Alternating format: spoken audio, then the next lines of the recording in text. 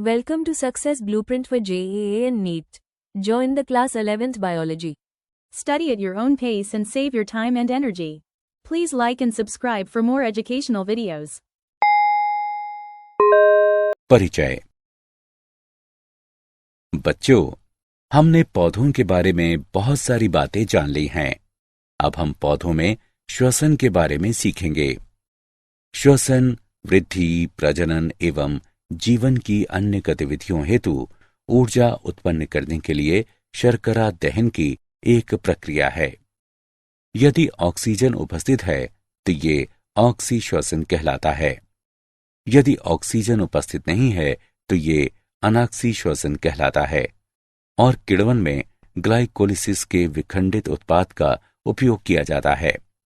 Lactic अम्ल किण्वन में लैक्टिक अम्ल बनता है, जबकि एल्कोहल किण्वन में एथेनॉल बनता है। इसलिए इस पूरे मॉड्यूल में हम पौधों में श्वसन के बारे में जानेंगे। उद्देश्य। इस पाठ के अंत में आप निम्न करने में सक्षम हो जाएंगे।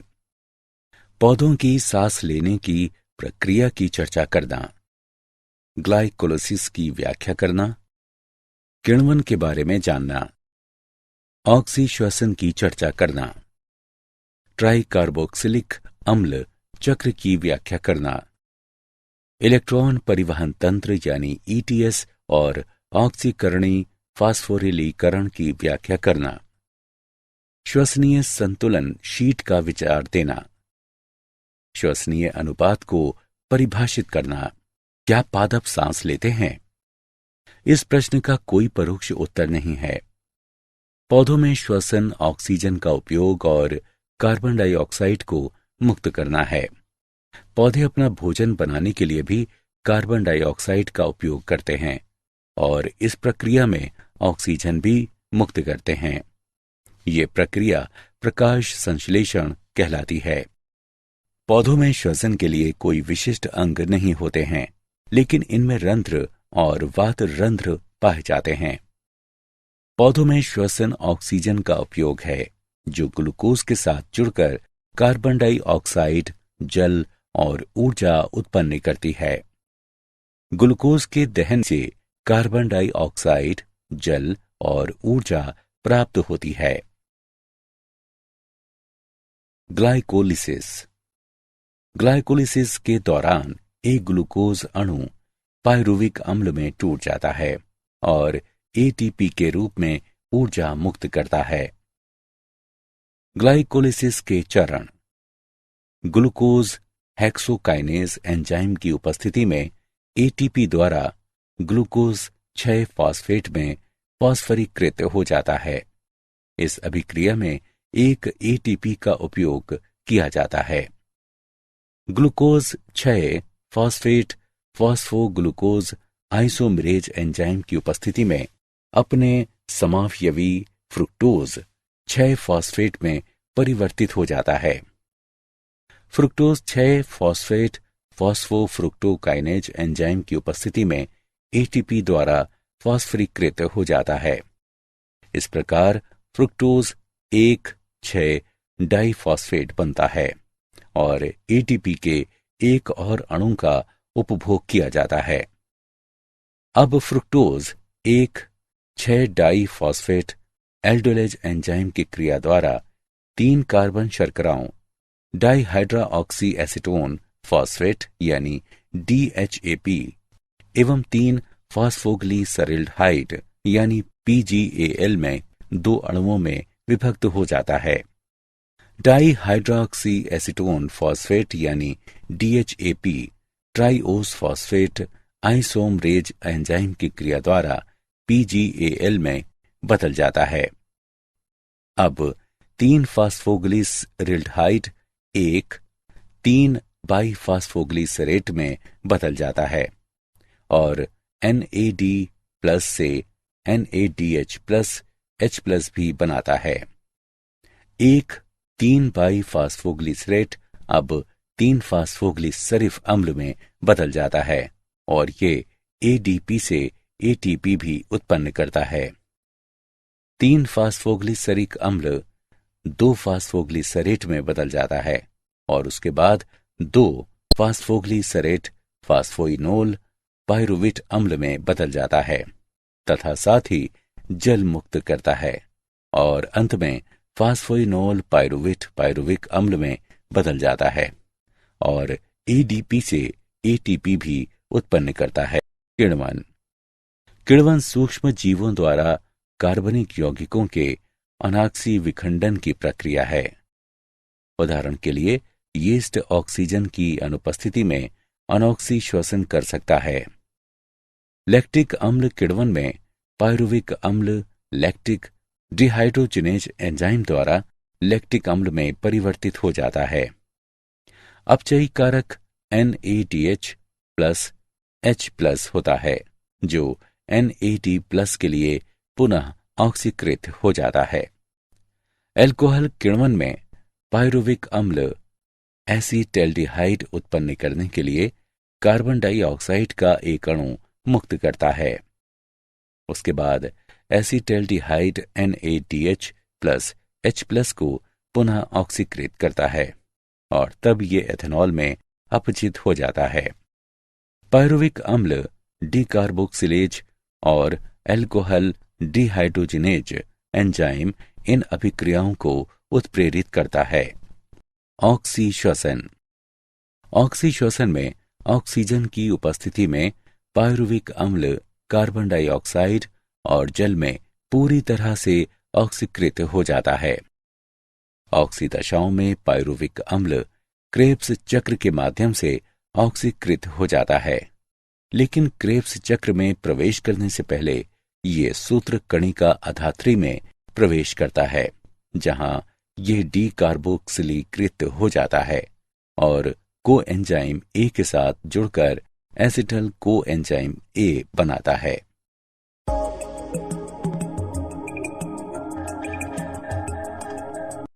ट्राइकार्बोक्सिलिक अम्ल चक्र ऑक्सीजन की उपस्थिति में सूत्र कणिका के भीतर संपन्न होने वाला श्वसन चक्र क्रेब्स चक्र या ट्राइकार्बोक्सिलिक अम्ल चक्र कहलाता है।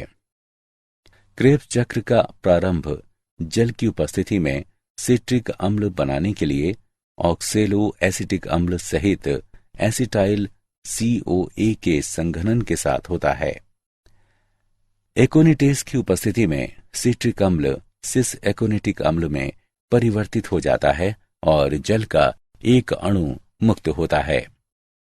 सिस एकोनिटिक अम्ल जल के संयोजन के साथ एकोनिटेज एंजाइम की उपस्थिति में आइसोसिट्रिक अम्ल में परिवर्तित हो जाता है। अब आइसोसिट्रेट डिहाइड्रोजिनेज एंजाइम की उपस्थिति में ऑक्सेलो सक्सीनिक अम्ल बनाने के लिए आइसोसिट्रिक अम्ल से 2 हाइड्रोजन आयन अलग हो जाते हैं। इस दौरान NADH प्लस H प्लस के निर्माण के लिए ये हाइड्रोजन आयन NAD प्लस द्वारा ग्रहण किए जाते हैं। ऑक्सेलो सक्सीनिक अम्ल कार्बोक्सिलेज एंजाइम की उपस्थिति में डीकार्बोक्सिलीकृत होकर अल्फा कीटोग्लूटेरिक अम्ल बनाता है और कार्बन डाइऑक्साइड मुक्त होती है। अल्फा कीटोग्लूटेरिक अम्ल अल्फा कीटोग्लूटेरिक डिहाइड्रोजिनेज एंजाइम की उपस्थिति में कोएंजाइम ए के साथ अभिक्रिया करके सक्सिनाइल कोएंजाइम ए बनाता है। अभिक्रिया के दौरान कार्बन डाइऑक्साइड का एक अणु और हाइड्रोजन आयन का एक युग्म मुक्त होता है। NADH प्लस H प्लस बनाने के लिए हाइड्रोजन आयन NAD प्लस द्वारा मुक्त किए जाते हैं। अब सक्सिनाइल COA सक्सिनाइल थियोकाइनेज एंजाइम की उपस्थिति में सक्सिनिक अम्ल में परिवर्तित हो जाता है। अभिक्रिया के दौरान GTP से GTP निर्मित होता है। अब सक्सिनिक अम्ल सक्सिनिक डिहाइड्रोजिनेज एंजाइम की उपस्थिति में डिहाइड्रोजनकृत होकर फ्यूमेरिक अम्ल बनाता है और 2 हाइड्रोजन परमाणुओं को मुक्त करता है, जो FADH2 बनाने के लिए FAD द्वारा ग्रहण किए जाते हैं। एंजाइम फ्यूमरेज की क्रिया द्वारा फ्यूमेरिक अम्ल मैलिक अम्ल में परिवर्तित हो जाता है। मैलिक अम्ल NAD+ एवं मालेट डिहाइड्रोजिनेज एंजाइम की उपस्थिति में ऑक्सैलो एसिटिक अम्ल में ऑक्सीकृत हो जाता है। इलेक्ट्रॉन परिवहन तंत्र यानी ETS तथा ऑक्सीकरणी फास्फोरिलीकरण। ग्लाइकोलिसिस और क्रेब्स चक्र के दौरान ग्लूकोज ऑक्सीकृत हो जाता है और कोएंजाइम NAD+ एवं FAD, NADH+H+ और FADH2 में अपचित हो जाते हैं। सूत्र कणिका में NADH+ H+ से उत्पन्न इलेक्ट्रॉन वाहक प्रोटीन पर स्थानांतरित हो जाते हैं और उत्पन्न प्रोटॉन पूरी झिल्ली में स्थानांतरित हो जाते हैं। इलेक्ट्रॉन वाहक प्रोटीन द्वारा चयनित इलेक्ट्रॉन साइटोक्रोम से निकलकर इलेक्ट्रॉन परिवहन श्रृंखला में साइटोक्रोम की ओर स्थानांतरित होते हैं और ज्यादातर प्रोटॉन पूरी झिल्ली पर स्थानांतरित हो जाते हैं। अब इलेक्ट्रॉन साइटोक्रोम C द्वारा साइटोक्रोम C ऑक्सीडेज कॉम्प्लेक्स पर स्थानांतरित किए जाते हैं और साइटोक्रोम C ऑक्सीडेज कॉम्प्लेक्स प्रोटॉनों को भी झिल्ली के बाहर स्थानांतरित करता है। अब इलेक्ट्रॉन अंतस्थ इलेक्ट्रॉन ग्राही कहलाने वाली ऑक्सीजन तक स्थानांतरित किए जाते हैं और उत्पाद के रूप में जल बनता है। सूत्र कणिका की पूरी झिल्ली में प्रोटॉन का स्थानांतरण प्रोटॉन प्रवणता निर्मित करता है और प्रोटॉन जो एक विशिष्ट चैनल प्रोटीन के माध्यम से माइटोकॉन्ड्रियल अधात्री से पुनः प्रवेश करते हैं ATP सिंथेज कहलाते हैं। पुनः प्रवेश करने वाले प्रोटॉन ADP और फॉस्फेट से ATP संश्लेषित करते हैं। इस क्रियाविधि के माध्यम से ATP का निर्माण ऑक्सीकारी फास्फोरिलीकरण के रूप में जाना जाता है। मूल्यांकन। आगे बढ़ने से पहले आइए जानें कि आपने कितना सीखा। सही विकल्प को उठाकर उसके संगत स्थान पर रखें। श्वसनीय संतुलन शीट। श्वसनीय संतुलन शीट का उपयोग करके हम प्रत्येक ऑक्सीकृत ग्लूकोज अणु के लिए ATP के नेट लाभ की गणना कर सकते हैं। ATP के नेट लाभ की गणना करने के लिए अभिधारणाएं। पथ नीचे दिए गए रूप में क्रमानुसार व्यवस्थित है।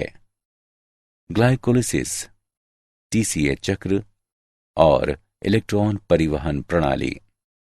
ग्लाइकोलिसिस के दौरान संश्लेषित NADH सूत्र कणिका में प्रवेश करता है, जिसका ऑक्सीकारी फास्फोरिलीकरण में उपयोग किया जाता है।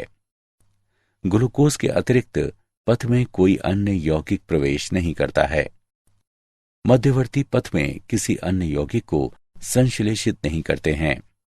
ग्लूकोज के एक अणु के ऑक्सीश्वसन के दौरान 36 ATPase का नेट लाभ हो सकता है। Glucose plus 6 ATP plus 36 ADP plus 36 PI से 6 CO2 plus 42 H2O plus 36 ATP प्राप्त होते हैं। एम्फीबोलिक पथ। प्रायः कार्बोहाइड्रेट का उपयोग श्वसन की क्रियाधार के रूप में किया जाता है। श्वसन में प्रवेश करने से पहले कार्बोहाइड्रेट सबसे पहले ग्लूकोज में परिवर्तित होते हैं। अन्य क्रियाधार भी सांस ले सकते हैं, लेकिन वे पहले चरण में पथ में प्रवेश नहीं करते हैं। उदाहरण के लिए सबसे पहले वसा को ग्लिसरॉल और वसा अम्ल में विघटित होने की जरूरत होती है। वसा अम्ल को एसिटाइल CoA में विघटित होने की जरूरत होती है और उसके बाद वे पथ में प्रवेश कर सकते हैं। इसी तरह ग्लिसरॉल PgAl में परिवर्तित हो जाता है और उसके बाद वे पथ में प्रवेश कर सकते हैं। प्रोटीन में वे पहले अमीनो अम्लों और उसके बाद पायरुविक अम्ल में विघटित होते हैं और श्वसन पथ में प्रवेश करते हैं। अब जीव को वसा अम्लों को संश्लेषित करने की जरूरत होती है तो पथ से एसिटाइल यानी COA अलग हो जाता है। इसलिए यह सिद्ध होता है कि पथ अपचय और उपचय दोनों प्रक्रियाओं में शामिल होता है और इस कारण ये एम्फीबोलिक पथ के रूप में जाना जाता है। श्वसनीय अनुपात। ऑक्सी श्वसन में ऑक्सीजन का उपभोग किया जाता है और कार्बन डाइऑक्साइड बाहर मुक्त की जाती है। ऑक्सी श्वसन में मुक्त की गई कार्बन डाइऑक्साइड और उपभोग की गई ऑक्सीजन का अनुपात श्वसनीय अनुपात कहलाता है। RQ बराबर मुक्त हुई CO2 का आयतन बटे उपयोग की गई ऑक्सीजन का आयतन। श्वसनीय अनुपात का मान श्वसनीय क्रियाधार पर निर्भर करता है। श्वसनीय अनुपात की गणना। कार्बोहाइड्रेट्स के लिए C6H12OH प्लस 6O2 से 6CO2 प्लस 6H2O प्राप्त होता है। श्वसनीय अनुपात की निम्नानुसार गणना की जा सकती है। 6CO2 बटे 6O2 बराबर 1.0। वसा के लिए 2C57H110O6 प्लस 163O2 से 114 CO2 प्लस 11H2O प्राप्त होता है। श्वसनीय अनुपात 114 CO2 बटे 163O2 बराबर 0.7। प्रोटीन के लिए श्वसनीय अनुपात का मान 0.9 होता है। मूल्यांकन। आगे बढ़ने से पहले आइए जानें कि आपने कितना सीखा। सही विकल्प को उठाकर उसके संगत स्थान पर रखें। क्या आप जानते हैं यीस्ट की 500 से अधिक प्रजातियां होती हैं। यीस्ट बियर में स्वाद एवं सुगंध मिश्रित करने के लिए जिम्मेदार होता है। यीस्ट वंश सैकरोमाइसीस का सदस्य है, जिसका अत्यधिक वाणिज्यिक महत्व होता है क्योंकि ये बियर, वाइन आदि बनाने के लिए जरूरी होते हैं। सारांश। आइए हमने जो कुछ सीखा है उसे संक्षेप में दोहराएं। पौधों में श्वसन ऑक्सीजन का उपयोग है जो ग्लूकोज के साथ जुड़कर कार्बन डाइऑक्साइड, जल और ऊर्जा उत्पन्न करती है।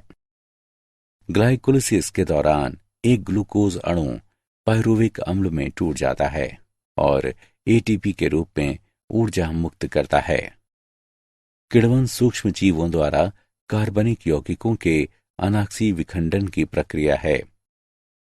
ऑक्सी श्वसन में ऑक्सीजन की उपस्थिति में पायरुविक अम्ल कार्बन डाइऑक्साइड और जल में पूरी तरह से ऑक्सीकृत हो जाता है। ट्राई कार्बोक्सिलिक अम्ल चक्र ऑक्सीजन की उपस्थिति में सूत्र कणिका के भीतर संपन्न होने वाला श्वसन चक्र है और ये क्रेब्स चक्र भी कहलाता है। इलेक्ट्रॉन परिवहन प्रणाली के माध्यम से ATP का निर्माण ऑक्सीकारी फास्फोरिलीकरण कहलाता है। ग्लूकोज के एक अणु के ऑक्सी श्वसन के दौरान 36 ATPase उत्पन्न होते हैं। श्वसन पथ एफिबोलिक पथ है। For chapter-wise notes, MCQs and mind maps, please visit www.success.org.in or use free mobile app. Please subscribe and like for more education videos. Thank you.